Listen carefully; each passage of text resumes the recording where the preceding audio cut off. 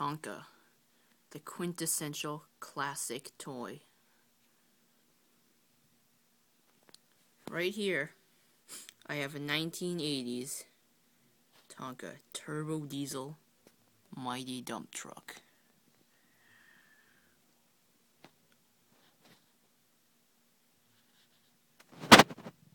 And I also have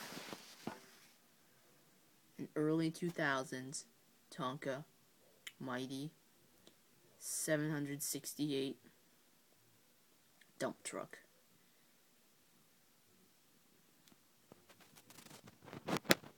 Both are constructed from pressed steel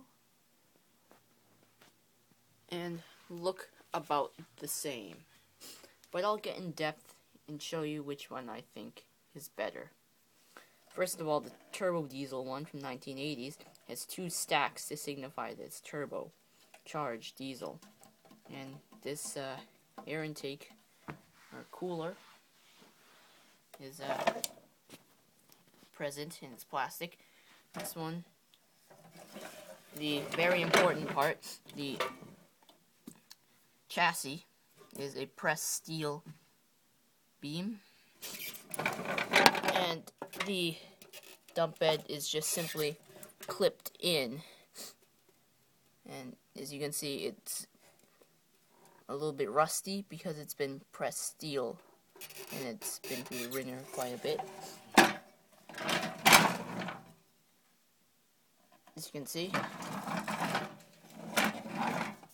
it's still in great condition after nearly 30 years out in the open. The tires have had quite a bit of wear on them, but they're still holding up just fine. Alright, this one, you can barely pick it up. Well, you can pick it up, but it is quite heavy. Here's some venting. And now we'll move on to the 2000s Tonka truck. First of all, the dump bed is a lot harder to raise, simply because of the fact that they changed it and have a plastic chassis, but it does have some drive shaft and hydraulic detailing. The major change was, instead of having the dump bed clipped in or slid in, it's bolted through the plastic chassis. The tires are about the same, except they look a tiny bit skinnier. Chassis has another added detail: the fuel tanks. These decals are just absolutely horrible. They're pretty much just like printer paper. And here's to signify this one was very well kept, and I believe I never really left it outside. I always brought it back in, and the decals just fell off. So, the decals of this age were just a big fail, but the ones from the 1980s seem to be covered in some sort of plasticky finish and are holding up great. So, let's take a look inside the cab.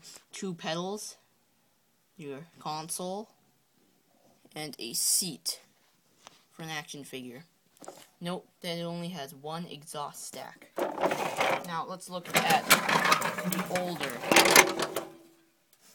Note here that has 2 joysticks and a deeper seat and 2 spread apart pedals and a more in-depth console. The plastic is a little bit sun damaged,